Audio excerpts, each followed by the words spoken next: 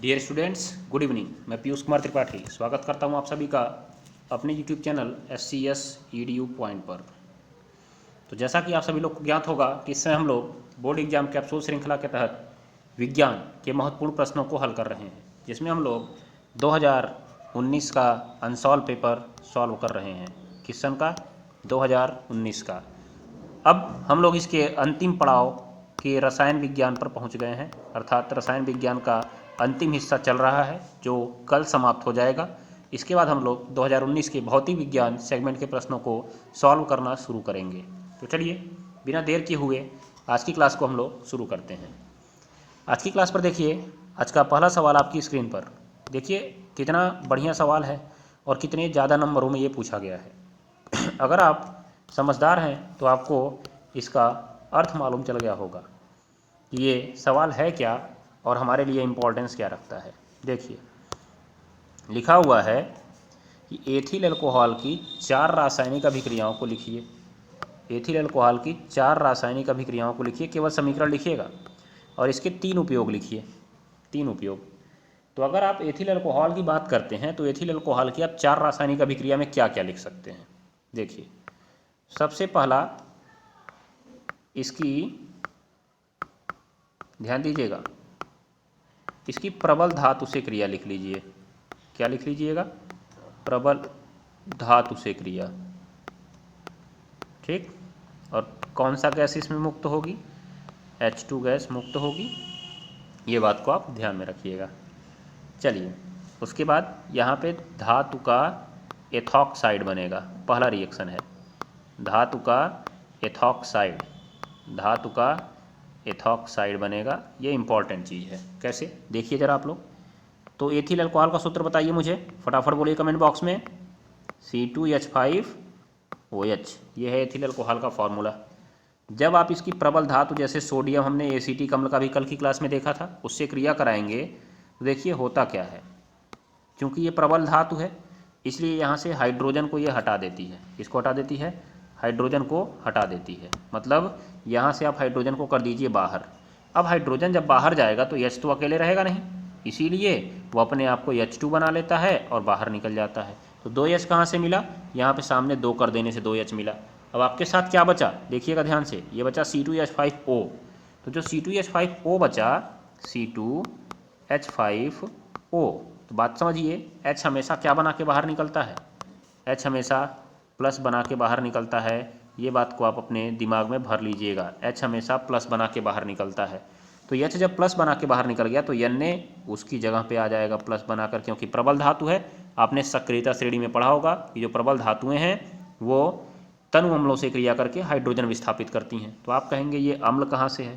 तो मैं कहूँगा कि जो इसमें OH है वो हल्का सा आंशिक धनावेशित होता है, इसीलिए ये अम्लीय गुण बहुत कम रखता है। बहुत कम, याद रखिएगा, बहुत ज़्यादा नहीं। इसीलिए ये प्रबल धातु से ही क्रिया कर रहा है, थोड़ी सी भी दुर्बल होगी नहीं करेगा। तो यहाँ पे बन जाता है C2H5ONA। इसका आप नाम लिख लीजिएगा, सोडियम एथॉक्साइड। सोडियम एथॉक्साइड, ठीक है, ये ध्यान में रखिएगा। तो ये जो आपका है C2H5ONA, यही है सोडियम एथॉक्साइड। मैंने यहाँ पे कहा ना आपसे, धातु एथॉक्साइड बनता है। तो ये आपका हो गया पहला रिएक्शन। दूसरा रिएक्शन आप इसका क्या लिखेंगे? दूसरा रिएक्शन देखिएगा, इसका दूसरा रिएक्शन आपको लिख देना है एस्टरीकरण।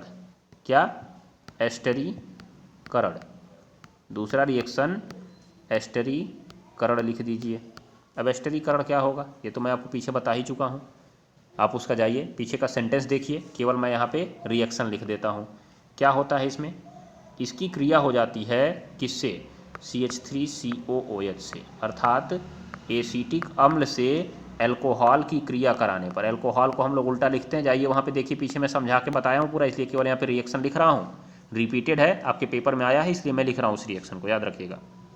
उसके बाद इसमें बाहर कौन निकल जाता है?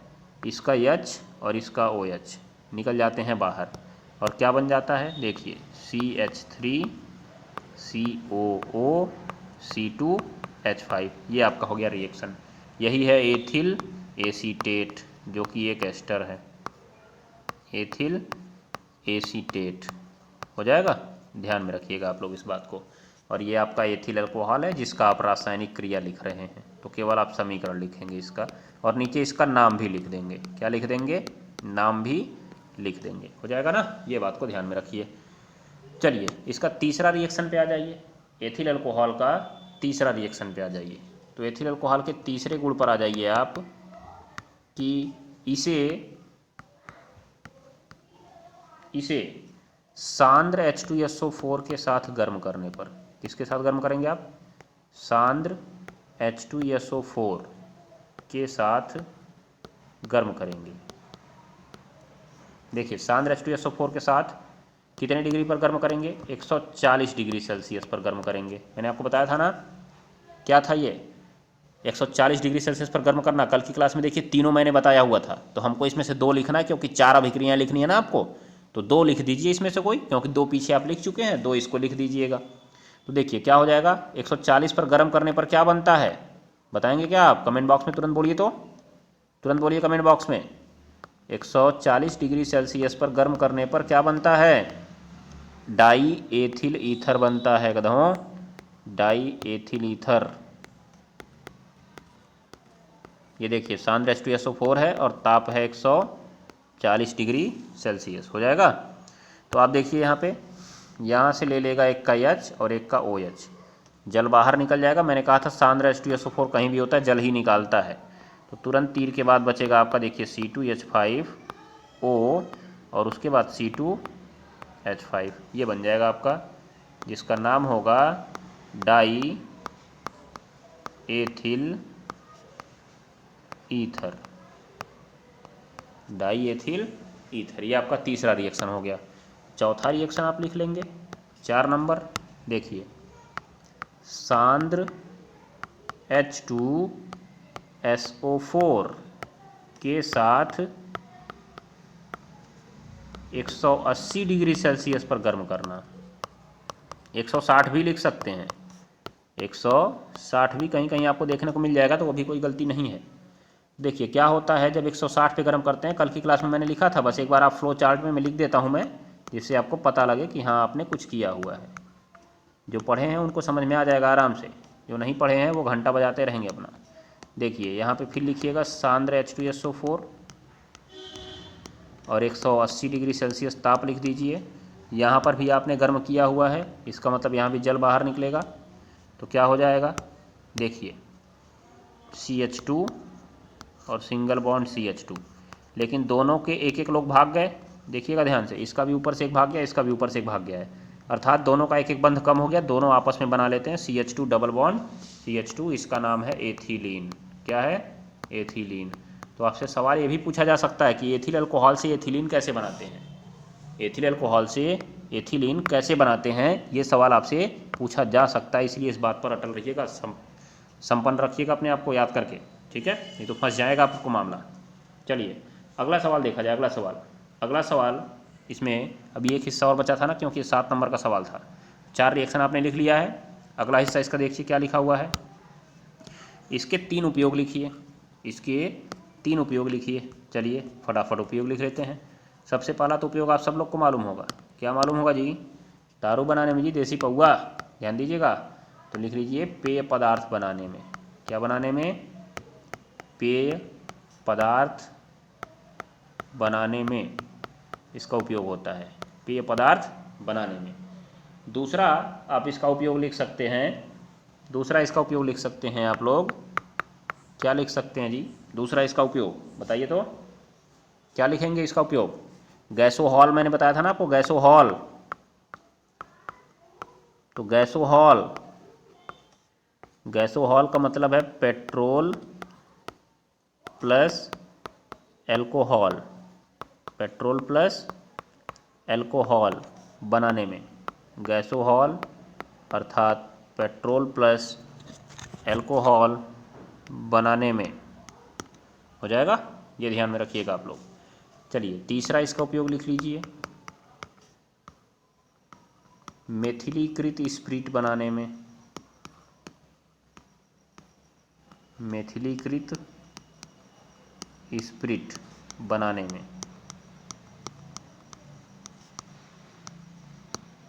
ये प्रयोगशाला में ईंधन के रूप में प्रयोग होता है, याद रखिएगा, ईंधन के रूप में मेथिलीकृत स्प्रिट। ठीक, तो ये आपके हो गए 3 उपयोग। कितने उपयोग हो गए? 3 उपयोग हो गए। आशा करता हूँ आपको ये आसानी से समझ में आ गए होंगे। चलिए अब आ जाइए आप लोग, अगला सवाल आपकी स्क्रीन पर। ये तो आपने कर ही लिया है, एसिटल्डिहाइड का यूपीएससी नाम क्या है? पीछे मैंने आपको बता दिया था क्या नाम है इसका, एथेनॉल। पूरा चित्र बना के हम लोग समझे थे, तो आप वहाँ जाइए, पीछे देखिएगा। आज हमारा काम है इसको समझना। साबुन की सफाई प्रक्रिया को मिशेल अवधारणा के आधार पर समझाइए। मिशेल अवधारणा, ये देखिए ये सवाल आपका यही है। इसके बाद यहाँ पे ये लिखा हुआ है साबुन अपमार्जक की प्रक्रिया, सफाई प्रक्रिया किन समूहों पर आधारित है? तो इसको अगले सवाल में हम देख लेंगे।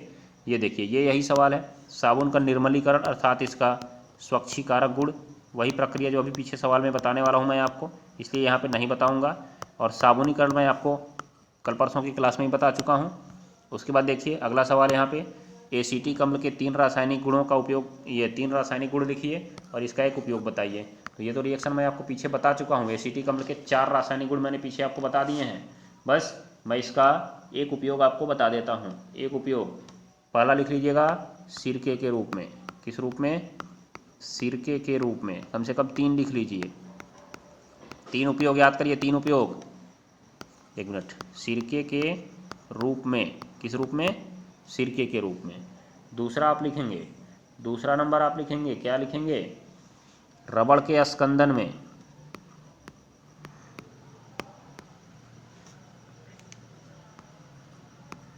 रबड़ के स्कंदन। स्कंदन का मतलब क्या होता है? जैसे दूध की मलाई निकलती है ना, तो दूध से वसा अलग हो जाती है, वैसे जो लेटेक्स नामक पौधा होता है उससे जो दूध निकलता है, दूध उसको उबालने के बाद जो उस पर मलाई पड़ती है ना, वही होती है रबड़, याद रखिएगा। तो उसी को स्कंदित करने के लिए इसका प्रयोग किया जाता है, एसीटिक अम्ल का। उसके बाद अगला आप लिख सकते हैं, अगला लिख सकते हैं प्रयोगशाला अभिकर्मक के रूप में। प्रयोगशाला अभिकर्मक के रूप में। प्रयोगशाला अभिकर्मक के रूप में हो जाएगा ना, ये आपका इसका उपयोग हो गया। आपको इसके रासायनिक गुणों को ध्यान में रख लेना है, ठीक है। अगला सवाल देख लीजिए आज का, यहाँ पे लिखा हुआ है हाइड्रोजनीकरण क्या है, औद्योगिक उपयोग इसका क्या है, ये आपका होमवर्क रहेगा। डिटर्जेंट के उपयोग क्या है, उदाहरण द्वारा बताना है, 2 नंबर में पूछा गया है, ये आपका होमवर्क रहेगा। मैं कल की क्लास में इन दोनों सवालों को कराऊंगा, वैसे आप एक बार होमवर्क में करके आइएगा। और ये दोनों सवाल तो हम लोग कर ही चुके हैं, चतुस्संयोजकता और श्रृंखलन की प्रकृति समझ चुके हैं। पीछे जाइए, वहाँ से पीछे पढ़िए, मैं आपको इसलिए ला के दिखा रहा हूँ, ये एक ही साल के सेट में पूछा गया और 3 नंबर में पूछा गया है। समजातीय श्रेणी बार बार आपसे पूछी जा रही है, वेरी इंपॉर्टेंट है, मैंने एक बार आपको बता दिया, फिर से बताने की ज़रूरत नहीं है, ये ध्यान में रखिएगा। ये सवाल देखिए फिर वही आ गया, मिशेल क्या है, उदाहरण के द्वारा समझाइए, और इसका महत्व साबुन की सफाई प्रक्रिया में क्या है, ये भी आप बता सकते हैं आराम से। उसके बाद अगला देखिए, ये वाला आपका होमवर्क रहेगा। मैं पीछे वाला सवाल साबुन आज केवल पढ़ाऊंगा, बाकी आपको कल बताऊंगा मैं। तो ये आपका होमवर्क है, एथिल अल्कोहल के ऑक्सीकरण से एथेनोइक अम्ल बनाने का रासायनिक समीकरण लिखिए। इंपॉर्टेंट है कि नहीं है, मैंने आपको बता रखा है इंपॉर्टेंट रिएक्शन में, याद रखिएगा। उसके बाद यहाँ पे देखिए, यहाँ पे क्या है, यहाँ पे एथेनॉल से एथेनोइक अम्ल की क्रिया, जिसे आपने एस्टरीकरण कहा है। सोडियम हाइड्रोक्साइड से क्रिया, अम्ल क्षार प्लस जल, ये अम्ल क्षार बराबर लवण प्लस जल।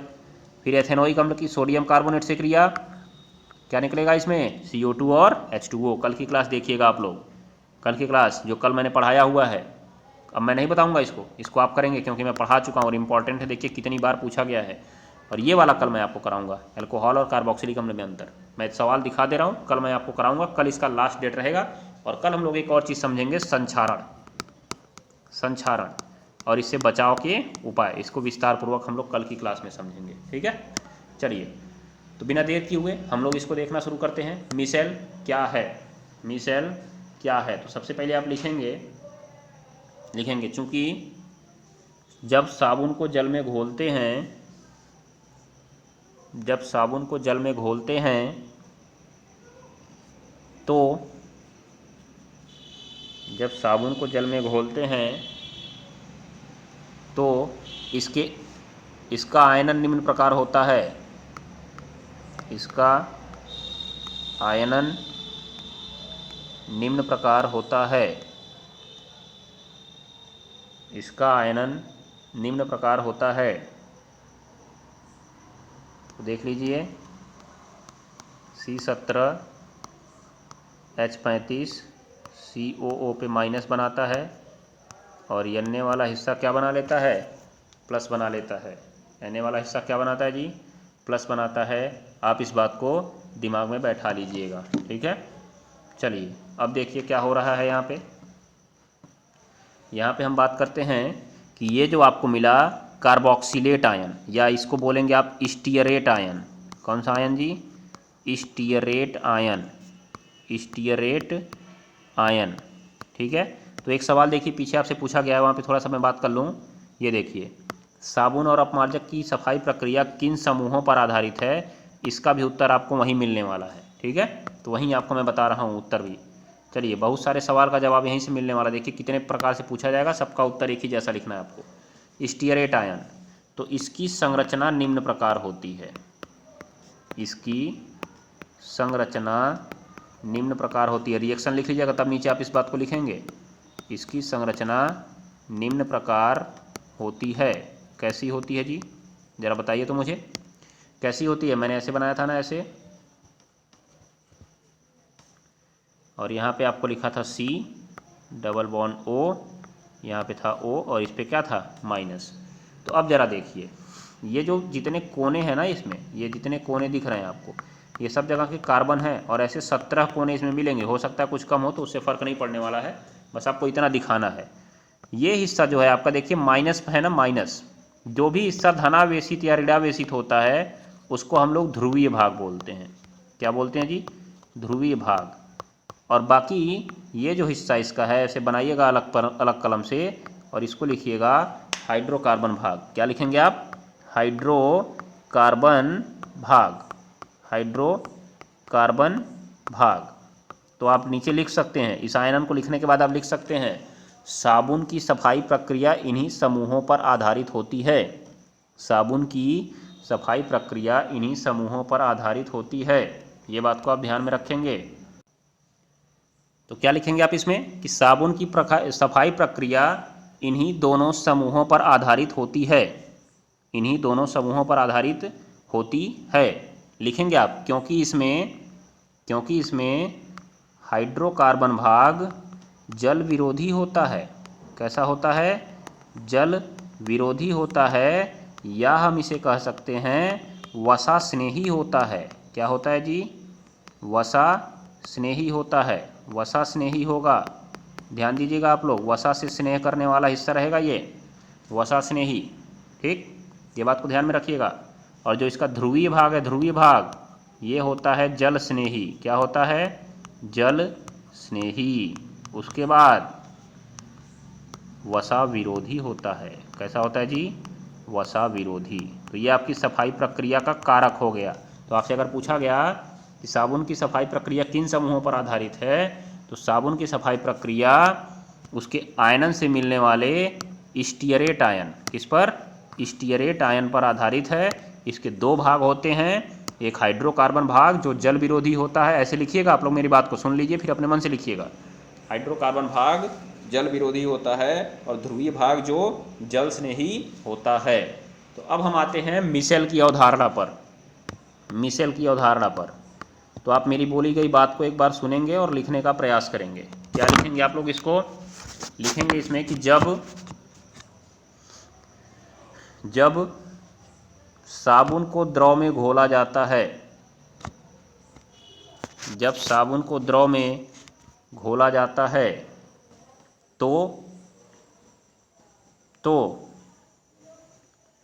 उसका एक भाग जल विरोधी होता है और दूसरा भाग जल स्नेही होता है, जल स्नेही होता है। इसलिए जल के भीतर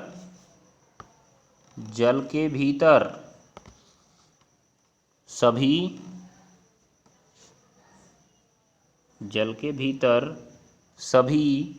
जल स्नेही भाग एक गोलाकार परत बना लेते हैं या गोलाकार आकृति बना लेते हैं, एक गोलाकार आकृति बना लेते हैं, जिसके केंद्र में जल विरोधी भाग होता है। जल विरोधी भाग होता है, इसे ही मिसेल कहते हैं, इसे ही मिसेल कहते हैं। तो देखिए ज़रा, ये बना आपका एक गोलाकार भाग, ये कब बनेगा? जल में जाने के बाद बनेगा। क्यों बनेगा ज़रा देखिएगा ध्यान से, ये सारे के ऊपर माइनस है। क्या है? माइनस। कैसे? देखिएगा ज़रा, मैं अभी आपको पीछे वाली आकृति में फिर दिखाता हूँ। सबके ऊपर माइनस है। देखिएगा, ये जो हिस्सा है यहाँ पे, ये वाला हिस्सा, देखिए इस हिस्से की बात करिए, आप लोग संरचना बना लिए होंगे, इस हिस्से की बात करिए, ये माइनस है और पीछे इसकी पूंछ जैसी निकली हुई दिख रही है। दिख रहा है कि नहीं दिख रहा है? तो एक प्रकार से हम इसकी संरचना को ऐसे बना सकते हैं, साबुन के आयन की संरचना को ऐसे बना सकते हैं। तो देखिए, जैसे ही आप इसको पानी में घोलते हैं तो ये हिस्सा तो कहता है मैं पानी से चिपकूंगा, और ये हिस्सा कहता है कि मैं दूर रहूँगा, ये हिस्सा कहता है कि मैं दूर रहूँगा। तो इसीलिए यहाँ पर जैसे ही इस बर्तन में चारों ओर पानी है, बर्तन में क्या है? चारों ओर पानी है, याद रखिएगा। तो इसका जो हाइड्रोकार्बन अर्थात पूंछ वाला हिस्सा होता है, वो उस पानी से दूर भागना चाहता है। तो अगर वो दूर भागेगा तो ये माइनस को भी हटना पड़ेगा। इसलिए माइनस कहते हैं कि देखो, हम लोग किनारे से एक परत बना लेते हैं और तुम लोग यहाँ अंदर चले जाओ, तुम लोग यहाँ अंदर चले जाओ, अंदर पानी जाएगा नहीं और तुम लोग बच जाओगे, तुम लोग बच जाओगे। ये बात को ध्यान में रखना। तो ये क्या हो गया? एक गोलाकार परत बनाते हैं जिसकी सतह पर जल स्नेही भाग रहता है। कौन सा भाग रहता है? जल स्नेही भाग रहता है। जबकि उसके केंद्र पर, जबकि उसके अंदर कौन सा भाग रहता है? जल विरोधी अर्थात वसा स्नेही भाग रहता है। कौन सा भाग रहता है जी? जल विरोधी अर्थात वसा स्नेही भाग रहता है। अब नीचे चित्र बनाने के बाद लिख दीजिएगा, इसे ही मिसेल कहते हैं, इसे ही मिसेल कहते हैं। तो ये हो गई आपकी मिसेल अवधारणा। आप इतना लिख दीजिएगा मिसेल के बारे में। उसके बाद आपसे आगे पूछा जा रहा है कि इसका महत्व साबुन की सफाई प्रक्रिया में क्या है। तो आप साबुन का निर्मलीकरण लिख लीजिए। देखिए पीछे आपसे सवाल में पूछा हुआ है, यहाँ देखिए आपसे पूछा हुआ है साबुन का निर्मलीकरण। तो अब आप हेडिंग लिखिएगा, साबुन का निर्मलीकरण या स्वच्छीकारक गुण। स्वच्छीकारक गुण, साबुन का निर्मलीकरण या स्वच्छीकारक गुण, हेडिंग लिखिएगा आप लोग। हो गया? चलिए तो देखिए, लिखेंगे आप लोग साबुन के स्वच्छीकारक गुण में अपनी जगह पे। चलिए फिर से वहाँ पे, वहीं से आपको क्लियर समझ में आएगा। तो लिखेंगे आप लोग, जब गंदे कपड़े को साबुन के घोल में डालते हैं, यह है आपका साबुन का घोल। जब गंदे कपड़े को साबुन के घोल में डालते हैं, घोल में डालते हैं तो गंदे कपड़े को साबुन के घोल में डालते हैं तो कपड़े में उपस्थित धूल, मिट्टी, चिकनाई आदि की गंदगी, कपड़े में उपस्थित धूल, मिट्टी, चिकनाई आदि की गंदगी मिसेल के वसा स्नेही भाग, मिसेल के वसा स्नेही भाग अर्थात उसके केंद्र पर चली जाती है, ध्यान दीजिएगा। देखिए यहाँ पे बीच में वसा आके फंस गई। अब जो कपड़े में थी, गंदे कपड़े में जो थी, वसा थी, तेल थी, मिट्टी थी, चिकनाई थी, वो सब जल विरोधी होते हैं और यहाँ पे आके चिपक गए आपके। तो क्या लिखे? मिसेल के केंद्र में चली जाती है। और जब उस कपड़े को जल से धोया जाता है, और जब उस कपड़े को जल से धोया जाता है तो उस कपड़े को जल से धोया जाता है तो हो गया ना? क्या होता है? मिसेल का जल स्नेही भाग जल के साथ आकर्षित होकर बाहर निकल जाता है। ध्यान दीजिएगा, जल के साथ आकर्षित होकर कहाँ निकल जाता है? बाहर निकल जाता है। जल के साथ आकर्षित होकर बाहर निकल जाता है और साथ साथ वसा, चिकनाई और मिट्टी की अशुद्धियाँ भी चली जाती हैं। क्यों जी? क्योंकि देखिए ये जो ऊपर का हिस्सा आपको दिख रहा है, ये वाला, यही तो जल से स्नेह कर रहा है। इसका मतलब जल के साथ चिपक कर भागेगा। अगर चिपक के भागेगा तो अपनी पूँछ भी लेके जाएगा, और उसकी पूँछ ने किसको पकड़ के रखा है? वसा को पकड़ के रखा है। वो भी बाहर निकल जाता है। कहाँ निकल जाता है जी? बाहर निकल जाता है, जिससे कपड़ा साफ हो जाता है, जिससे कपड़ा साफ हो जाता है। ये बात को आप ध्यान में रखेंगे। तो आगे लिख लीजिएगा, यही साबुन का स्वच्छीकारक गुण है। यही साबुन का स्वच्छीकारक गुण है। तो देख लीजिए आपको कितने सवालों के आंसर मिल गए। एक तो आपको ये मिल गया मिसेल क्या है, उदाहरण द्वारा इसकी साबुन की सफाई प्रक्रिया में महत्व को समझाइए। उसके बाद आप देखिए यहाँ पे आपको मिल गया साबुन का निर्मलीकरण, इसका भी आपका आंसर हो गया। इसके बाद देखिए अगले सवाल का ये प्रक्रिया हो गई, साबुन तथा अपमार्जक की सफाई प्रक्रिया किन समूहों पर आधारित है। पहला उसके हाइड्रोकार्बन भाग पर आधारित है और दूसरा उसके ध्रुवीय भाग पर आधारित है, जो कि किस आयन से मिला था हमको, साबुन के जल में घोलने के बाद स्टीयरेट आयन से मिला था। किससे मिला था, स्टीयरेट आयन से मिला था। ये बात को आप अपने दिमाग में बैठा लेंगे, हो जाएगा।